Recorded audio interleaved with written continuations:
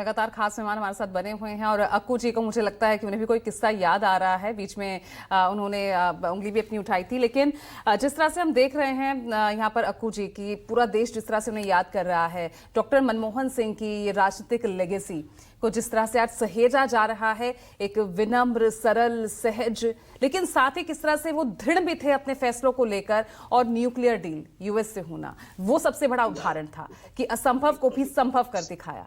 बजाय सहयोगी नाराज थे, उनको भी किस तरह से अपनी सरकार पूरी दांव पर लगा दी, उसके बाद भी अपने फैसले से हटे नहीं।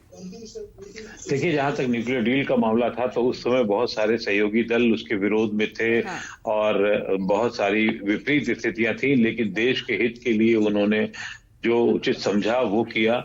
और कई बार नियुक्तियों को लेकर के जो होता था, कांग्रेस आला कमान के दबाव होते थे, बाकी साथियों के दबाव होते थे, वो दबाव भी वो कई बार कर गिराए गए। सीबीआई डायरेक्टर की नियुक्ति को लेकर के एक बार सवाल उठा, जब ये हुआ कि फला व्यक्ति को नियुक्त किया जा रहा है, तो एक और नेता द्वारा, मैं नाम लेना उचित नहीं समझूंगा, उन्होंने उनकी आपत्ति अहमद पटेल के थ्रू उनके पास गई और अहमद पटेल ने मनमोहन साहब से कहा कि साहब ये चाहा जा रहा है। तो उन्होंने फिर उनको फोन करके, दूसरे दिन की आपत्ति थी, उनको फोन करके उनको समझाया और एक वरिष्ठ जो सबसे वरिष्ठ थे उनकी ही नियुक्ति की।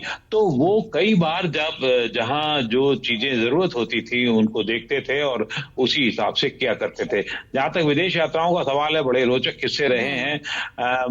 मतलब हम पत्रकार जिस चीज के लिए बदनाम है वो काम भी वहां होते थे, और वो जाते समय भी मतलब थोड़ी बहुत बातचीत कर लेते थे, लौटते में बातचीत कर लेते थे। और कई बार ऐसा भी होता था कि वो लौटने के बाद शाम को या कभी लंच पे या कभी हाई टी पर बुलाते थे और फिर उसकी बहुत हंसी मजाक। वो बहुत एक्सप्रेसिव नहीं थे, लेकिन उनको आनंद बहुत आता था शेरो शायरी सुनने में और करने में। और क्योंकि उर्दू बहुत अच्छी जानते थे, तो इस लिहाज से वो कई बार उर्दू भाषा को जिस तरीके से उल्टा लिखा जाता है, कई भाषण उनके आपको उसी अंदाज में देखने को मिल जाएंगे।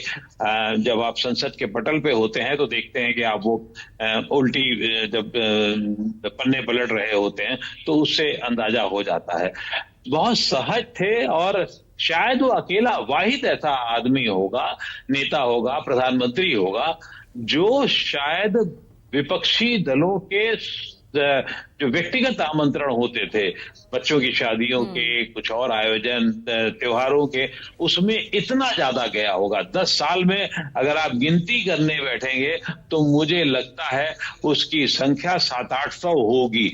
हर हफ्ते 1 या 2 ऐसे आयोजनों में उनके जाने की बात होती थी, और वो सब के यहाँ पर बच्चों की शादी में, संपादकों के बच्चों की शादी में, पत्रकारों के भाई बहनों की शादी में वो पहुंचने में बहुत हिचक नहीं दिखाते थे। ठीक है, 10-5 मिनट, 15 मिनट, 20 मिनट के लिए आए, बैठे, आशीर्वाद दिया और उसके बाद वो चले जाना होता था। खाना पीना उनको होता नहीं था, लेकिन वो आते जरूर थे। और मैंने कई ऐसे आयोजनों में भी उनको देखा है, और बहुत सहजता से, मुस्कान से बात करते थे। बहुत बोलना नहीं होता था उन्हें, उनके बोलने का ढंग जो होता था बहुत सीधा सा होता था, कोई बात घुमाते नहीं थे। ऐसा नहीं होगा कि देश की राजनीति की बात करनी हो तो आजादी से शुरू करें और 200 साल बाद तक का उसको देखें। दिखाना उन्हें कम पसंद था। तो शायद उनके लिए एक और शेर है कि परिंदों को मंजिलें मिलेंगी यकीनन, ये फैले हुए उनके पर बोलते हैं। वो लोग रहते हैं खामोश अक्सर जमाने में जिनके हुनर बोलते हैं। तो उनके साथ हुनर था। और मैं फिर कह रहा हूं, इतनी कमजोर सरकारों को चलाए रखना, बनाए रखना और आगे तक ले जाना, और उसमें भी देश को आगे ले जाना, ये कम मुश्किल काम नहीं था। बिल्कुल अंकु जी, जैसा कि आपने जिक्र किया, कई ऐसे नेता हैं जिनके हुनर बोलते हैं, बहुत कम एक्सप्रेसिव थे, लेकिन जो साइलेंट होकर उन्होंने काम किया, आज यही वजह है कि वो प्रेरणा, और आज पूरा देश उस प्रेरणा को संजो रहा है और सहेज रहा है। रमन, जैसा कि लगातार हमारे तमाम सहयोगी और तमाम हमारे जो पैनल पे बैठे हुए पत्रकार ये जिक्र कर रहे हैं, क्योंकि बहुत कम ऐसे नेता, और मुझे लगता है देश के ऐसे प्रधानमंत्री जो पत्रकारों के साथ इतना ज्यादा इजीली जवाब देते थे।